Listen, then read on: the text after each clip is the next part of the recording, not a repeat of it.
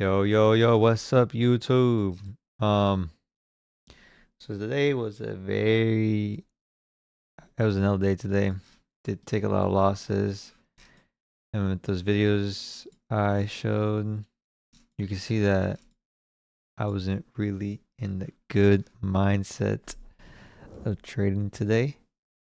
Should have stopped after the first trade and called it a day, but I didn't. I kept going, which I shouldn't have. But I did go into longs at around 9:33, give or take. Yeah, it was around here. Yeah, 9:34. So this is my first initial trade. Stops were like somewhere around here. Can't really remember. And I wanted to take like here at least, but honestly, greed. Like I was up, like, I don't know, like $800 at around 400 ticks, and why I cut to five is because I think I was trying to add more if I can recall. I can't remember, or put a limit order. I can't remember, but it would have been this, but at the same time, like it would have been 1500, but I was thinking about the money and not about like where price is at right now. We can see in a higher time frame. We tapped into 1 hour FUG or PDA, and so we can see it.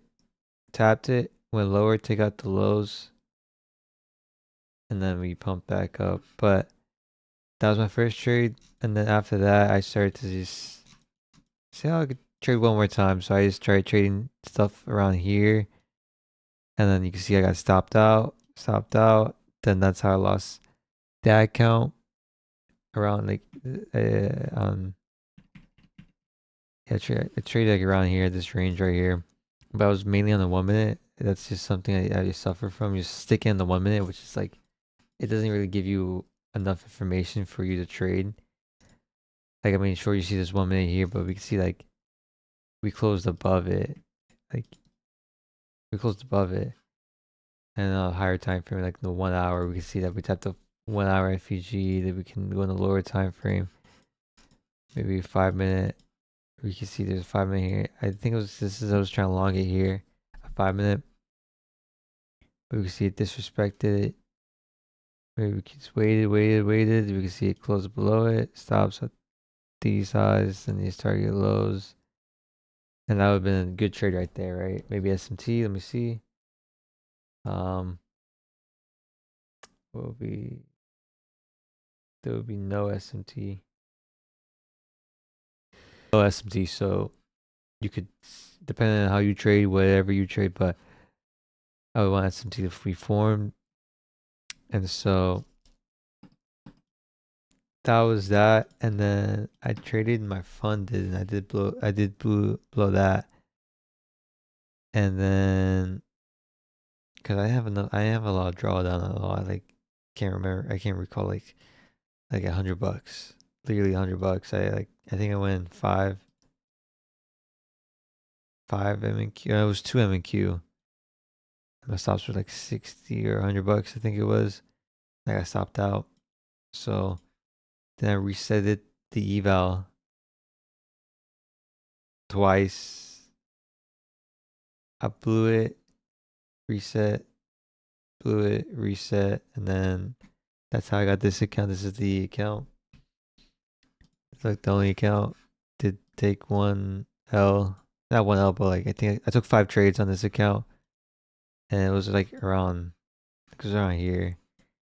I took a short off of this FEG right here. We can see. So, because I mean, what I'm seeing is that we pushed into 1 hour, we tapped it. So I think we go lower again to go like to this liquidity void below here from Thursday last week. So that's what was my idea to fill it. But you can see I should just wait on the higher time frame. We could see that we took a intermediate low from Friday, right? We took that low. And we see prices pushed higher. I wanted us to go lower to fill this gap here, but in hindsight, I should have just waited and see where price was doing. took that low out, maybe waited here if there's SMT. But again, it doesn't even look good to trade. And just from here, from 10 to like 1, like it was just nothing. Maybe like 1, maybe around like New York Open. But again, I entered that trade. I got greedy. Literally, just greed made me overtrade because I wanted more. I wanted to pass the account, which, or make the 1500, then make 1500 next time, the next day, which I don't need to think like that because you can see here, if you think like that, it just won't happen. It won't work because you're thinking about the money, not the process of waiting for your setup, right? Waiting for price to go lower to create SMT on different indices, right? If you're just thinking about, oh, if I full port these 5 cons of NQ here, stop loss at lows, highs here, right? I mean, it could be a 1-to-1 RR, but you imagine that stops out, then you think, oh, it could go lower again. Then at that point, you're gambling. And that's what I was doing. I was gambling. I was just, this and this, 1 minute. I think it was just mainly on the 1 minute most of the time because there was like a couple 5 minute, but like we disrespected most of the 5 minute FEGs. Like 1 15 minute, maybe you could tap guy in here when I tapped into it. But the only thing that's your bias is not bias, but your thing is just a 15-minute FEG, right? So like I would want more reasoning behind my trades, just because it's just better for me to be more confident in the trade than just oh, I tapped it here, I could enter longs or short with X amount of contracts. But again, this is another setback, right? I mean, in this type of games, there's always setbacks, no matter what it is. You can have a big setback on anything, and just a couple weeks, couple months, if you just slowly getting back into it, all that minor setback for a major comeback, right? Like for me, it's a lesson. But again, when does it stop? I have to tell myself, okay, so what am I doing wrong, right? You're over trading. Well, what can you fix with it? By going less contracts. How many trades are you gonna take? 3. Right. After the fourth one, then you need to stop. There's or after the third one, you need to clock out or whatever it is. You just be disciplined with it. Even for me, I gotta be disciplined. I have to understand that if I take another trade, I'm breaking my rules, and I'm not committed to become profitable. Be consistent, because everyone wants to get payout. Everyone wants to get money. Everyone wants to become that best person, that best thing, right? But like, are we willing to take those steps, those risks, right? And so for me, losing these accounts, sure, you know, they make you feel like you're a bad trader, but it's because you're not thinking logically. I'm not thinking logically. I'm not thinking of, okay, what should I've done wrong, better, right? I could just waited, right? Wait for the 5 minute. That first tree was perfect, right? 933, right? There was SMT if I can recall. If not, then I could be wrong. No, yeah, SMT right here. Look, I waited 930 open. SMT with ES. So I'm like, okay, we can long it. Wait for IFEG. We can see that it tapped it. Went in.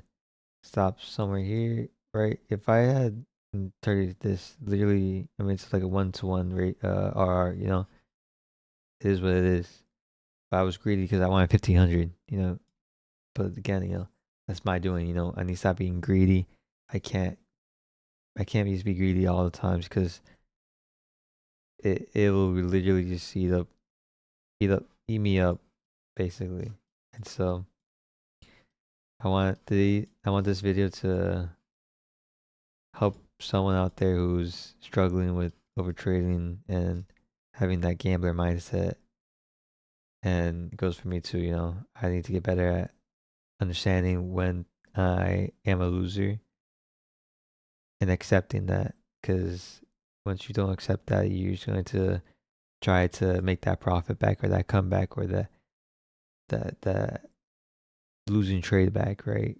There's possible, there's way, there's days where it is happening, right? If you're in a good mindset and you understand your risk, then it's good. But if you're just trying to get your money back or the 150 plus for your next payout, for trading this session, yet you don't really trade, you're breaking your rules, and you should be committed to your routine of trading whenever you want to trade, when you what you're looking for, and how many contract size that you're doing, right? 5 NQ. Do you usually do 5 NQ? If so, then good. But if not, then why are you doing that? You're trying to make money, right? You're trying to make that 1,500. You're trying to make that 2,000. Whatever it is, it all depends on you, right? Over time, you build up 2 NQ or 5 MNQ, 1 NQ.